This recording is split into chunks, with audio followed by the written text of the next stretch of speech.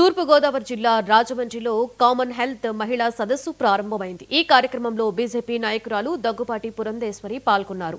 ఐక్యరాజ్య సమితి జనరల్ అసెంబ్లీలో మాట్లాడడం అదృష్టంగా ఉంది అన్నారు.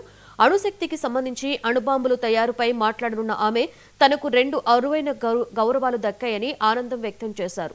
బీహార్ ఎన్నికల్లో ఎన్డీఏ కూటమి విజయం సాధించడం ద్వారా ప్రజలు స్పష్టమైన సందేశం ఇచ్చారని పేర్కొన్నారు. భారతదేశానికి నేను చైర్మన్ గా ఉన్నటువంటి సందర్భంలో ఆ డెలిగేషన్ ని నాయకత్వం వహించేటువంటి అవకాశం నాకు లభించింది. అక్కడికి వెళ్ళినప్పుడు అక్కడ దగ్గర ఒక 5 రోజుల పాటు అక్కడ సమావేశంలో భారతదేశం మహిళాభివృద్ధి, మహిళా సాధికారతని దృష్టిలో పెట్టుకుని అనేక నిర్ణయాలు తీసుకుంటూ అనేక పథకాలు ప్రవేశపెట్టినటువంటి సందర్భంలో వాటన్నిటి గురించి కూడా మనం అక్కడ చాలా చక్కగా వివరించి చెప్పడం జరిగింది. కామన్వెల్త్ దేశాలు అని అంటే కనుక ఒక 54 దేశాలు అక్కడ సమావేశం ఏర్పాటు చేయడం జరిగింది.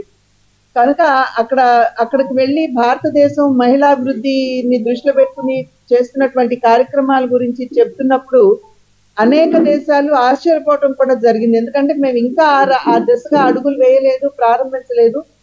ఆల్రెడీ ఒక దశాబ్ద కాలంలో అంటే ఒక 10 సంవత్సరాల కాలంలో ఇన్ని రకాలైనటువంటి కార్యక్రమాలు చేపట్టడం మహిళాభివృద్ధికి సంబంధించి, అదే విధంగా వారి యొక్క పరిస్థితుల్లో మార్పులు రావడం అనేది దేశాలన్నీ కూడా మనని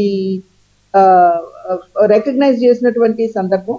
అదే విధంగా మొన్న యునైటెడ్ నేషన్స్ కి ఐక్యరాజ్య సమితికి సంబంధించి డెలిగేషన్ ఏదైతే ఉందో దానికి కూడా నాయకత్వం వహించేటువంటి ఒక అరుదైన గౌరవం నాకు లభించింది. హెల్త్ మహిళా పార్లమెంటేరియన్ యొక్క